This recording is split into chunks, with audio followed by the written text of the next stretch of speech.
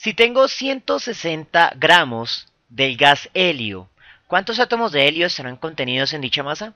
Tenga en cuenta el número de Avogadro. Entonces, en este problema, igual que en algunos ejercicios que hemos mencionado anteriormente, debemos acoplar dos fórmulas. Eso se debe a que este problema me da la cantidad absoluta de partículas y me dice que debo emplear el número de Avogadro.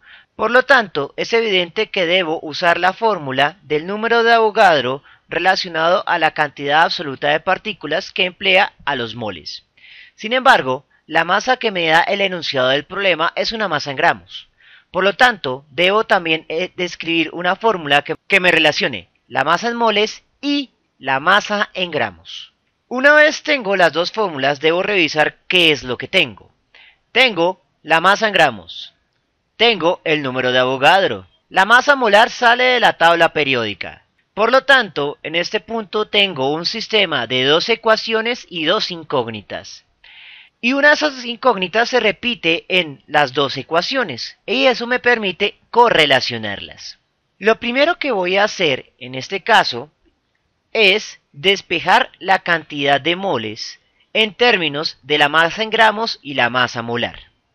Entonces, cambio de posiciones y luego la masa molar que está multiplicando a los moles pasa a dividir. Una vez tengo esto, puedo reemplazar los moles de la fórmula del número de Avogadro por su valor en términos de la masa en gramos y la masa molar, quedando una sola fórmula. Lo que tengo en este punto se llama respuesta analítica y esta fórmula es universal para todos los problemas que tienen esta misma estructura, en la cual me dan la masa en gramos y me piden la cantidad de partículas. El siguiente paso es ubicar los datos. La masa en gramos, 160 gramos. El siguiente dato es la masa molar.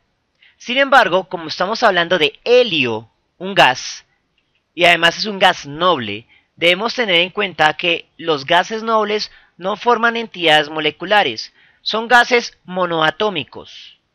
Significa, en ese caso, que la masa molar del helio es directamente su peso atómico expresado en gramos por cada mol. Entonces, el peso atómico del helio será 4, redondeado a sin decimales, y las unidades que lo acompañan 4 gramos por cada mol. Finalmente, el número de Avogadro, que evidentemente será 6,022 por 10 a la 23. Pero en este caso, las partículas del problema son átomos, debido a que precisamente las partículas de un gas noble no forman moléculas, son gases monoatómicos. Por lo tanto, las unidades del número de Avogadro en este caso son átomos por cada mol. Una vez que tengo ya los tres datos, se trata de reemplazar en la fórmula universal.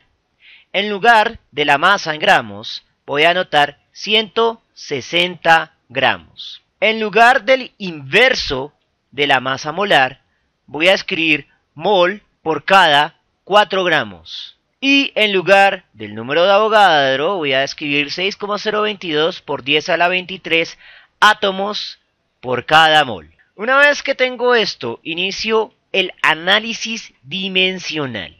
Eso quiere decir que las unidades deben corresponder a la variable que estoy calculando. Como estoy calculando partículas, la única unidad que debe sobrevivir es átomos. Si me sobrevive otra unidad, significa que he cometido un error en la parte algebraica o en la parte de ubicar las unidades de cada dato. Vamos a proceder. Gramo que multiplica, gramo que divide. Mol que multiplica, mol que divide. Y precisamente la única unidad que sobrevivió fue átomos. Lo único que resta es hacer la parte aritmética. Voy a pasar el por 10 a la 23 para que no nos estorbe en la parte aritmética. Ahora simplemente se trata de sacar la calculadora y realizar el cálculo. Entonces será 160 por 6,022 dividido entre 4. El resultado se expresará en tres cifras significativas, ya que esas son las cifras significativas del dato del problema.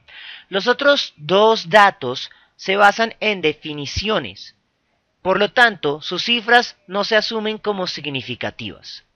Comencemos. 160 multiplicado por 6,022 dividido entre 4. El resultado es 241. Este sería el resultado básico del problema. Pero recuerde que siempre que tenemos una notación científica, por tradición expresamos el resultado como un entero y los demás decimales. Por lo tanto, voy a hacer la modificación. Como 241 ya es de por sí un valor entero, significa que la coma se encuentra implícitamente a la derecha y debo moverla una y dos posiciones a la izquierda. Pero si muevo la coma dos posiciones a la izquierda, significa que debo aumentar 2 unidades la potencia, de 23 a 25.